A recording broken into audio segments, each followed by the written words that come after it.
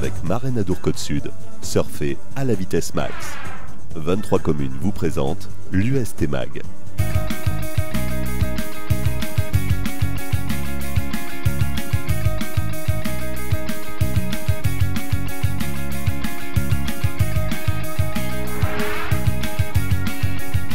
Bonjour, bienvenue dans UST Mag, le magazine de l'Union Sportive Tir-au-16. Nous sommes sur le stade de la Fougère pour une émission spéciale présentée par Marraine Adour Côte Sud avec bien beaucoup de monde autour de cette table après la demi-finale de l'Union Sportive Tir-au-16 face à Béziers.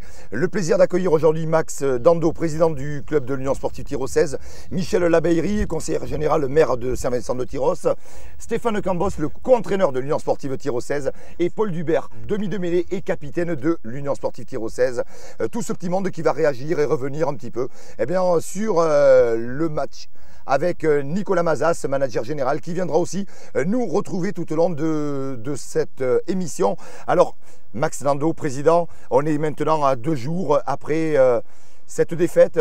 Comment vous êtes maintenant? Est-ce que la pression et on va dire cet énervement qui vous avait envahi dimanche est retombé? L'énervement est retombé, certes, mais il y a quand même un sentiment d'amertume qui subsiste. On le comprend, Madame Labeillerie?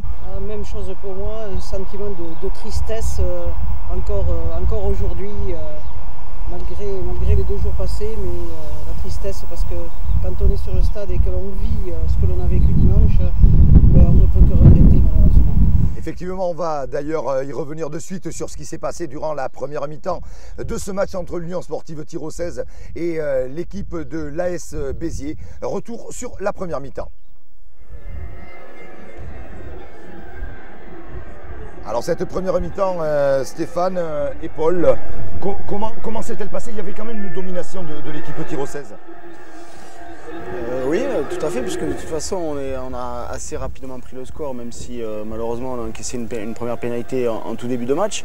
Mais après on a su, on va dire, reprendre la main, être performant dans les fondamentaux, marquer des points et donc se mettre dans les meilleures conditions pour aller chercher ce qu'on voulait aller chercher tout simplement.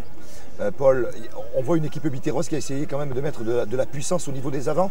Tyrosse, on sait, c'est son point fort, devant à bien résister. Je pense qu'on a fait mieux que résister en première période.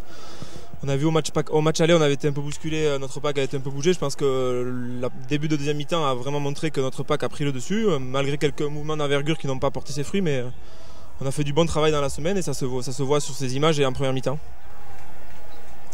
Et on voit une équipe Tir-au-16 qui manque connaissait de peu. Vous avez toujours essayé de mettre du rythme, même si les Biterrois avaient ouvert le score, mais vous avez quand même tenu ce match et pris l'ascendant en première mi-temps. De toute façon, on savait que sur un match de qualificatif comme ça, il fallait prendre le score et distancer cette équipe de Béziers le plus possible pour pas qu'ils restent dans le match et qu'ils prennent confiance. Donc je pense que c'est ce qu'on a bien fait. Peut-être qu'on n'a pas fait marqué assez de points en première mi-temps, donc ce qui nous a joué des tours par la suite. Et avec toujours cette équipe de Tyrosse, conquérante au niveau des avants, même si Béziers c'est quand même une demi-finale, une grosse équipe qui joue quand même comme vous le titre et l'accession.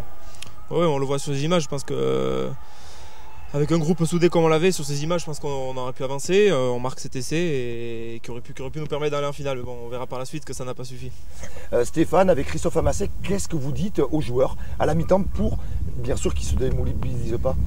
On leur dit surtout qu'on a gagné la première mi-temps, qu'on est exactement dans le scénario qu'on avait imaginé, et puis qu'il nous suffisait de continuer, d'enfoncer le clou dans cette logique-là. Et d'ailleurs, la suite du match nous a donné raison jusqu'à la 83e minute.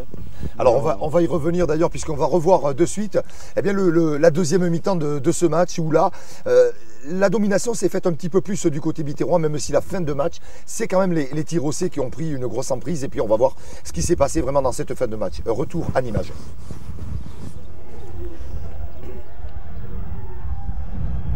Les Biterrois qui pouvaient là aussi d'entrée tuer le match, Paul, mais quand même grosse défense. Et puis votre action, là vous jouez en défense le 1 contre 2 et vous avez le dessus. Oui, j'ai le dessus, mais je pense que c'est d'abord le joueur de Béziers qui fait une faute. Mais bon, comme on le voit, ce mouvement, c'est pas des dominations outrageuses de leur part, c'est des actions individuelles. Je pense que Beaucoup disent qu'on s'est fait percer en seconde mi-temps, mais c'est des actions, c'est des bribes d'action, c'est pas dramatique. Donc je pense que la domination était quand même de notre côté. Donc comme on le voit sur les images, on a toujours su rattraper le coup jusqu'à 5 minutes de la fin où on encaissera cet essai. Et puis là, dans cette deuxième mi-temps, Stéphane, c'est là où on fait du coaching parce qu'il fait chaud, parce qu'il y a, du physique en face et il faut vraiment que Tyros joue à 120%. Oui, mais du coaching, il y en a eu tous les matchs, donc ça fait partie aussi de nos forces. On a un groupe très large. Voilà, donc nous, le coaching, il est directement intégré. Bon, c'est vrai qu'on a perdu pas mal d'expérience avec la sortie de Nico Lafitte et de Guillaume Auguste conjugués. Bon, c'est sûr que ça nous a sûrement posé problème. Et puis, Béziers aussi qui a joué son va-tout et donc nous a mis un peu plus en difficulté. Et là, voilà, on est sur l'action de fin de match. Et là, on croit un instant, Paul. Vous êtes à quelques secondes du bonheur. Vous vous apprêtez à taper la pénalité en tant que capitaine. Qu'est-ce qui se passe dans la tête? Vous vous concentrez derrière l'arbitre, revient sur cette décision, ça va être terrible. Moi personnellement, le geste que est signalé de Romain Friand, je ne l'ai pas vu, donc j'étais prêt à taper cette pénalité jusqu'à que je voyais l'arbitre de touche tendre son drapeau. Donc sur les images, on voit qu'il y a quelque chose, mais franchement ça reste du rugby, c'est de l'engagement pour une demi-finale, donc il n'y a pas lieu de sanctionner cette faute. Donc, oui, j'étais prêt à la taper, l'histoire dira jamais si je l'aurais mise ou pas, mais bon, j'aurais préféré la rater que ça se finisse comme ça. Ah, c'est certain que là, c'est cruel, c'est terrible, mais lorsqu'on voit ces images, et puis c'est long cette attente, et là, la délivrance, on va dire, des Biterrois, Stéphane, et on imagine vous êtes abattu sur le bord du terrain. Oui, bien sûr, c'est même, on a parlé de sentiment d'injustice, d'incohérence.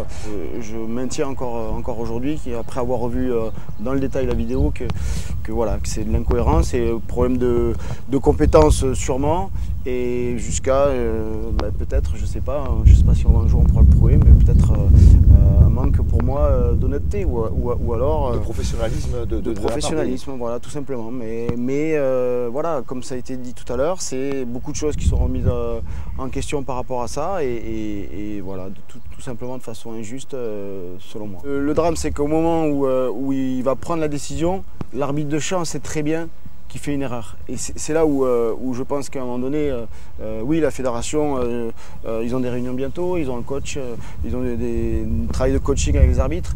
Un arbitre qui sait qu'il va prendre une mauvaise décision ne doit pas prendre cette mauvaise décision, tout simplement. Moi, ça me paraît quand même assez fondamental. À mon avis, le scénario du match faisait que Tyros devait aller en finale, tout simplement. Madame Labeyrie, à cet instant du match, fin de partie, il y a cette pénalité là, on imagine que déjà vous croyez à la victoire. Complètement.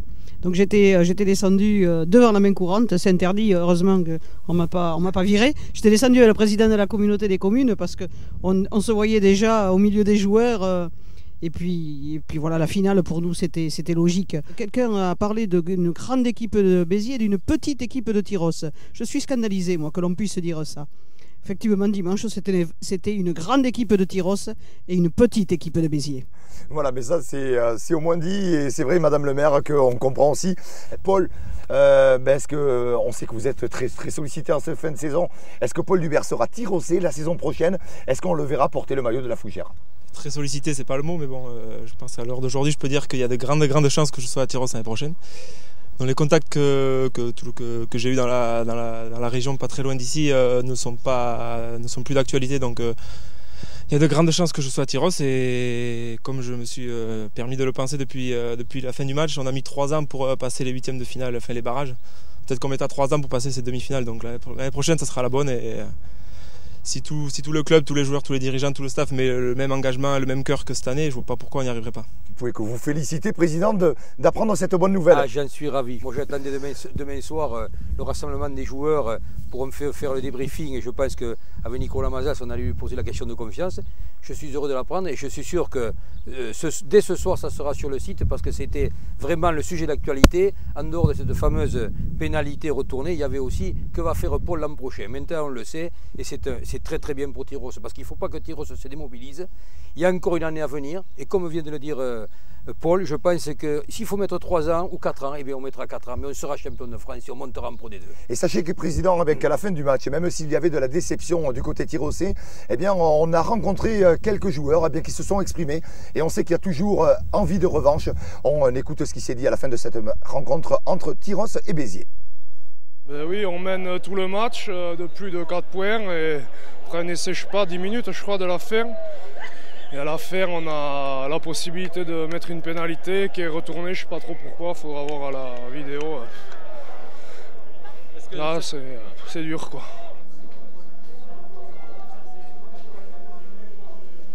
Ben, je crois que c'est en 1 minute, ouais. On a mis la main sur le ballon, on a avancé petit à petit à.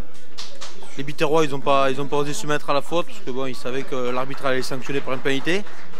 Et on n'a pas perdu le ballon, techniquement ça a été super bien joué.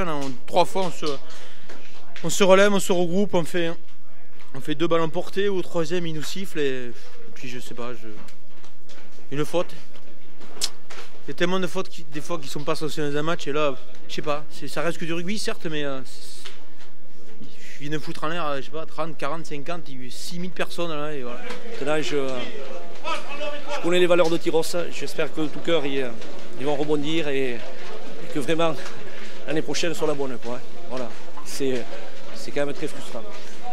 C'est comme ça, mais bravo aux Tyrosais et j'espère qu'ils vont y arriver. J'espère vraiment qu'ils vont y arriver. Voilà. 10 minutes après, calmé. On est énormément déçus, on a l'impression de s'être fait couper l'herbe sous le pied. Voilà, on était à la dernière seconde, on était en Pro D2, on peut le dire en finale. Malheureusement, une faute, bon, l'arbitre, voilà, il a eu les coronesses, on va dire, de la siffler. Et voilà, c'est vrai que c'est dommage que les petits clubs, on va dire, entre guillemets, parce que je pense qu'on a montré qu'on était un gros club aujourd'hui, en tout cas une grosse équipe. Et voilà, on ne nous aide pas beaucoup, mais c'est pas grave, on va repartir, encore une fois. Voilà donc ce qui s'est dit à la fin de cette rencontre, les réactions de certains joueurs. Nicolas Mazas, merci de nous retrouver sur ce plateau. Alors Nicolas, on voit qu'il y a vraiment de l'envie et même s'il y avait de la déception, les joueurs ont envie de se battre et vraiment d'y arriver l'année prochaine. Oui, bien sûr, il faut absolument qu'on relève la tête, malgré cette énorme plaie qui est ouverte et qui aura, je pense, du mal à se refermer. On est obligé de repartir et on va le faire de la meilleure façon possible avec le nouveau staff et avec ce groupe de joueurs. Tyros a montré que c'était une très grande équipe.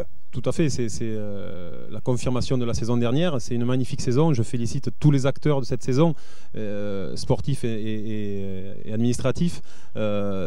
Voilà, c'est vraiment la confirmation. On a atteint notre objectif qui était de faire au moins aussi bien. On n'a pas atteint celui de gravir la marche supplémentaire, mais j'espère de tout cœur qu'on y arrivera dans les années à venir. Madame le maire, c'est quand même fabuleux lorsqu'on est premier magistrat de voir ce stade de la Fougère aussi bien garni. C'était une fête magnifique, le stade magnifique, un travail de collaboration entre l'UST Rugby et la ville de Tyros et les villes qui sont dans la communauté de communes qui nous ont donné un coup de main. Donc moi aussi personnellement, je remercierai tous les acteurs de l'organisation de cette magnifique journée. Max Zando, c'était quand même une belle fête et partout, tout le monde était vraiment derrière Tyros. Fort de quand même 450 licenciés, vous vous rendez compte, dans un village comme ça, je trouve que c'est formidable. Et puis il y a une unité, il y a vraiment, je le sens, moi je suis à tous les entraînements, je veux dire, les garçons sont agréables, il n'y a pas de notion de ceci ou de cela, c'est un esprit de camaraderie. Et ça, je veux dire, c'est la force, c'est notre force. Et je pensais que l'on gagnerait ce match justement sur l'envie et la camaraderie. Le sort, on a décidé autrement, malheureusement. Et la camaraderie, président Dando, elle n'est pas que sur le terrain. Vous allez voir qu'au niveau des supporters, il y avait aussi beaucoup de joie, beaucoup d'engagement. On suit la journée avec les supporters.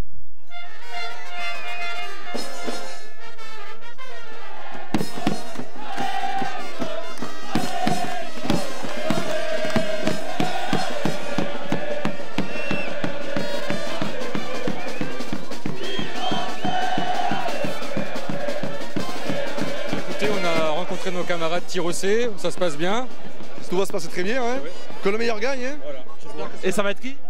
Tyros. Béziers, bien sûr.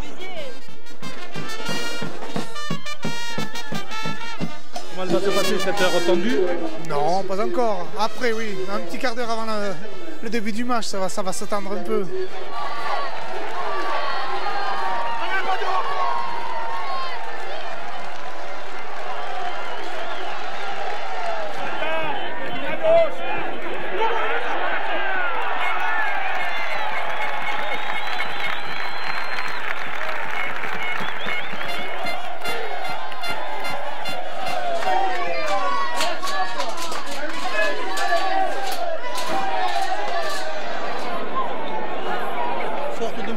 de Tyros au niveau de tout ce qui est mêlé et ball porté.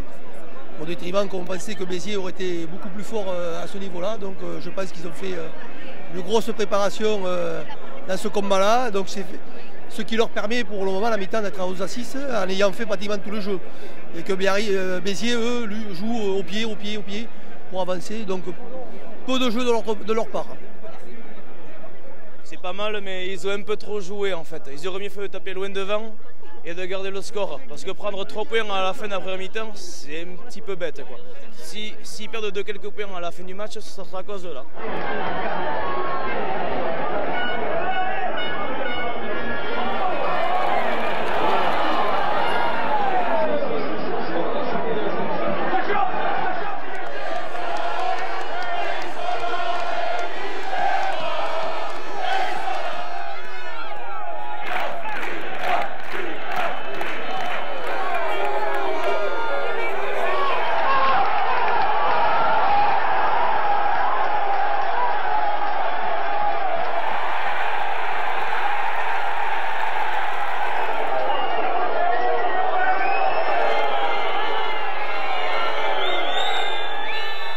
À la vue du match, c'est inimaginable. C'est inimaginable parce qu'ils ont fait un super match. Il y avait beaucoup plus de volonté de la part des Tyrossais. Et là, finir comme ça, c'est dur. Enfin bon, pour nous, c'est rien, mais pour les joueurs, avec ce qu'ils ont montré, c'est incroyable. C'est incroyable. On était tellement pris par la fin, là, on était tellement sûr que ça allait bien se passer que j'ai pas exactement vu la faute, mais la déception, elle est tellement grande, là, c'est vraiment inimaginable. Bon. J'ai un peu de mal. Je suis complètement stupéfait. D'abord, je ne comprends pas. L'arbitre siffle une pénalité. Puis tout d'un coup, avec beaucoup de temps de retard, l'arbitre de touche intervient, inverse la pénalité. C'est incompréhensible et Tyros méritait amplement de gagner. Cette dernière pénalité aurait dû le confirmer. Nous sommes déçus, amers pour l'équipe de Saint-Vincent de Tyros. Madame Labellerie, on imagine que avant cette demi-finale, vous aviez déjà un petit peu anticipé. Des engagements avaient été pris d'augmentation de la subvention, en premier lieu, pour la ville et pour la communauté des communes. Et ensuite, des aménagements, bien sûr, vont continuer, hein, puisque nous avons un investissement de 120 000 € sur refaire l'électricité du stade municipal. Les travaux vont avoir lieu pendant ces vacances. Nous allons faire une cabine de presse. Et puis ensuite des aménagements que nous avons faits par nos propres services en régie.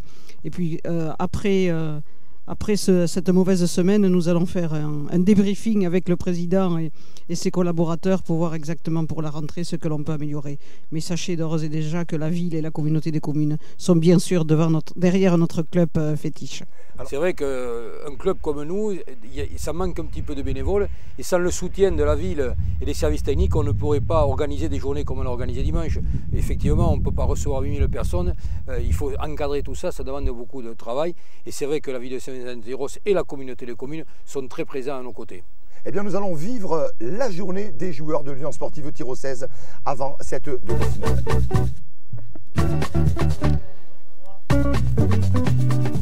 Alors le programme, c'est d'abord un petit décrassage pour les joueurs, une petite mise en place, voilà, la manière de se décontracter un petit peu, de se réveiller musculairement. Et ensuite, nous partons passer le repas et l'après-midi à Souston, au centre UCPA, où on va nous servir à manger. On nous a donné l'opportunité d'avoir des chambres pour se reposer, pour attendre avant tout 16 h l'heure de la collation. Et ensuite, l'arrivée au stade vers 16 h 45.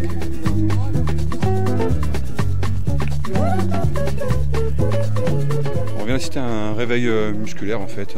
C'est deux approches, voilà, approche physique, mais bon, sans une grosse dépense énergétique. C'est surtout pour se retrouver, pour un petit réveil musculaire et aussi l'aspect psychologique, réviser les combinaisons, se faire plaisir, se retrouver tous ensemble.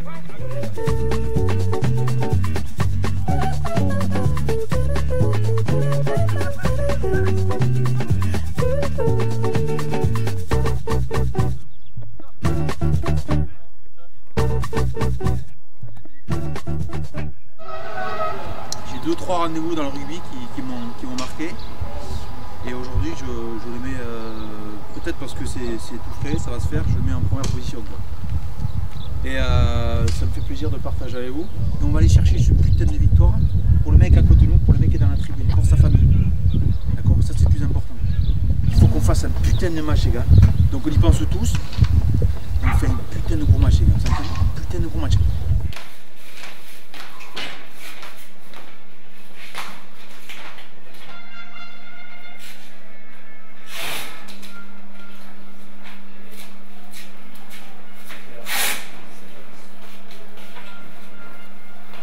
Je pense que l'essentiel de ma mission, elle est faite. Après, bien évidemment, pendant le match, j'ai pas mal de choses à réguler. Mais honnêtement, non, on va dire à 90%, mon job est fait. Et puis ensuite, ils ont surtout besoin de se retrouver ensemble, de se projeter eux dans leur performance. Et puis le rôle d'entraîneur, quoi qu'on en dise, il devient un petit peu secondaire. C'est un enfer ici, un enfer on le fait vivre. Je vous jure, hein, on les fait échapper. Hey, regardez, on part en courant d'ici, échapper. Hey, hey, On y saute dans celui-là, hein. On y saute dedans, hein, dans ce train. Vous commencez à s'y agacer un peu, les gars. Du classique, rien d'extraordinaire. Il y avait plus de férocité, plus d'engagement, plus de rythme. Nico. C'est bon ça, hein. Ça monte, allez!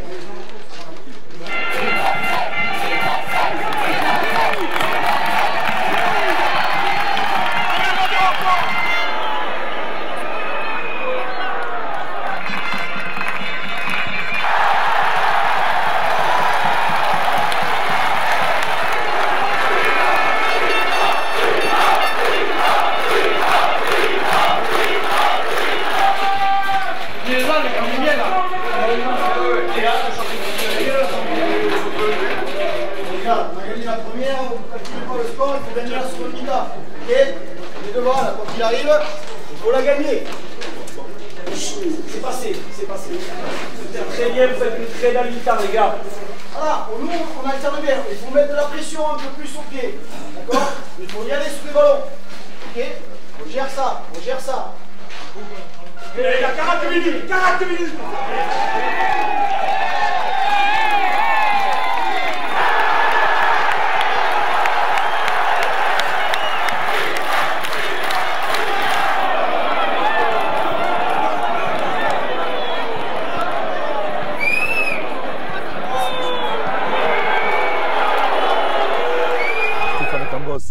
Sans moustache pour ce magazine, vous allez vous retrouver avec les joueurs. Comment vous allez essayer de garder cette ambiance de groupe?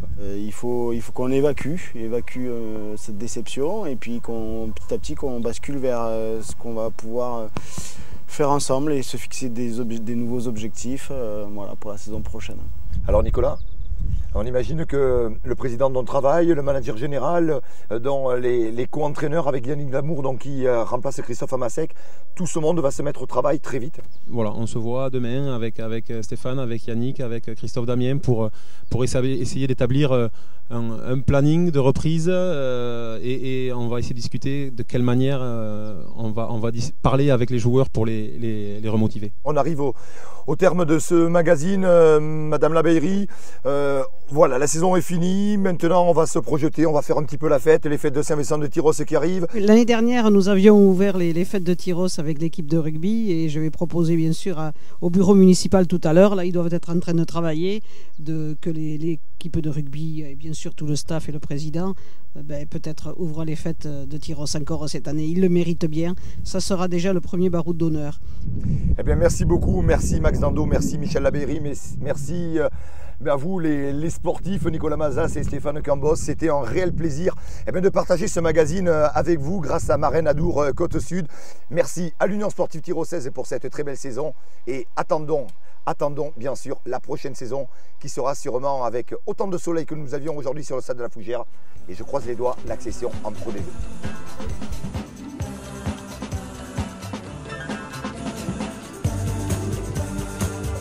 Avec Marraine Adour Côte-Sud, surfez à la vitesse max.